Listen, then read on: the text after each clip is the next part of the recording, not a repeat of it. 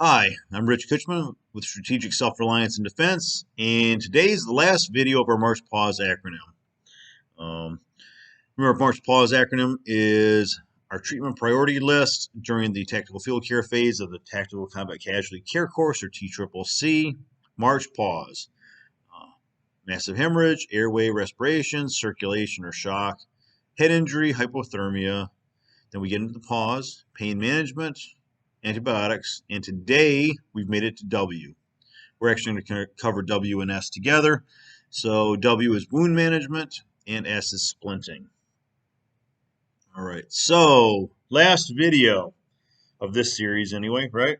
Not a lot to say about wound management. What I'm going to basically tell you is just the general idea here.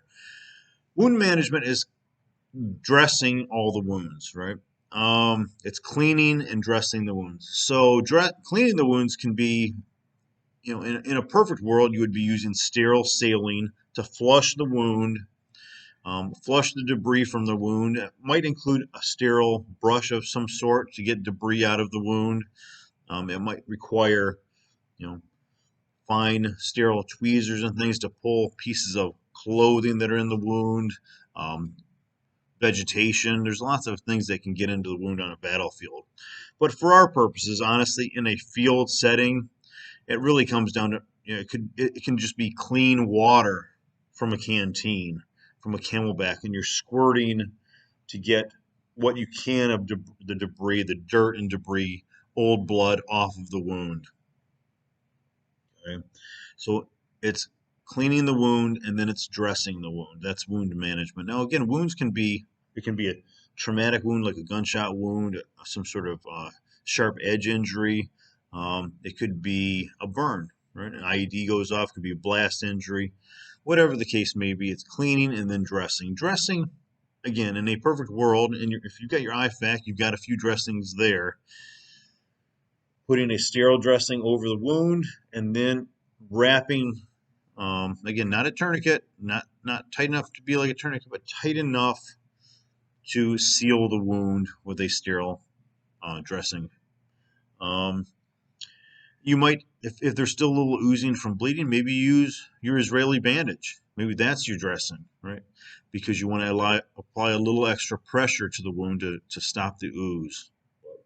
That's really wound management: cleaning, dressing all the wounds, right? And again, if depending on what type of injury, if it was a helicopter crash survivor, they might have multiple wounds you got to dress. If it's a single gunshot wound, your job is pretty easy. It's probably one wound, maybe it's two entry and exit wounds. So that's W, wound management. Talk about splinting. Splinting, when we think about splinting, we think about long bone injuries, right? I mean, it can be small bones, too, short bones. Right? You could buddy splint, buddy tape two fingers together for a fracture or an injury. That's splinting. I break my radius ulna, right? Put a splint on it to stabilize the wound. We do that for a couple of reasons. Pain control is one. It stabilizes the wound. It doesn't hurt as much.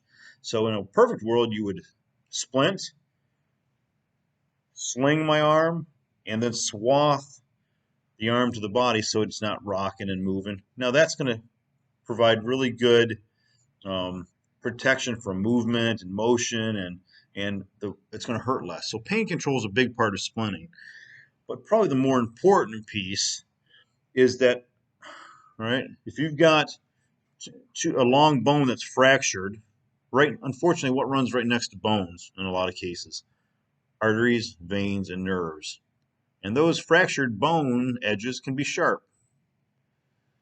So you have that fracture, these edges are sharp, and every time that person gets bumped, transported, jostled, those edges move. And if you're not careful, those edges will sever the blood vessels or the nerve. If they sever the blood vessels, you've got a bleeding problem. If they sever the nerves, you've got a nerve problem. You've got a sensation motor problem. If you cause enough damage, they might not ever be able to feel distal to that injury or move. In this case, I'm talking about the hand fingers. They might never be able to feel fully Maybe they may get some sensation back, perhaps, but never get all the sensation back. They might not ever get full strength back or movement. So that's the reason we splint. Protect the area and to minimize pain. Now, splinting isn't just bones. We also talk about splinting eyes. So it's an eye injury. Loosely cover the globe of the eye, the ball, eyeball, right? All of our military version of the IFAKs come with a fox eye shield or two. I always put two in mine because you've got two eyes. Let's say you have a penetrating injury. You're walking through the woods, you're camping, hunting, and you're not wearing eye protection, which most people don't unless you wear glasses. Most people don't wear eye protection out in the woods. It's a good idea because the little stick hanging down, you walk into it right into the globe of your eye. Now you've got a penetrating injury to your eye. It can cause blindness. You can lose that eye if you're not careful. But let's say something that's simple. You want to keep those eyes from moving because every time you got a stick poking out of the globe of your eye, and every time your eyes move, you can potentially cause more injury. So what you want to do is stop those eyes from moving, and you do that by covering them. You got to cover them both because even if I cover this eye, but now I'm looking around with this eye, guess what? Both eyes are moving. So it can be the fox eye shields. It can be, they talk about a styrofoam coffee cup. You break it in half or whatever and use the bottom half. It can just be, a bandana. It's got to be, you just want to use something to cover the eyes. That's also splinting. So splinting bones, splinting eye injuries. Right? So that's it for the PAWS part of the acronym, March PAWS. Okay? We covered wounds and we covered splinting today. We will have future videos down the road. Our future series, we're probably going to cover more things we'll cover all kinds of wilderness topics, tactical medicine topics. I plan to do a video just on splinting. We'll get into some more topics. All right, hey, that completes the March PAWS acronym. We've now gone through the entire March PAWS acronym of the TCCC course, the Tactical Field Care phase of the TCCC course. So watch future videos. We're going to cover a whole host of tactical medicine and wilderness medicine topics. So stay tuned. Again, my name is Rich Kutchman with Strategic Self-Reliance and Defense. I hope to see you in class.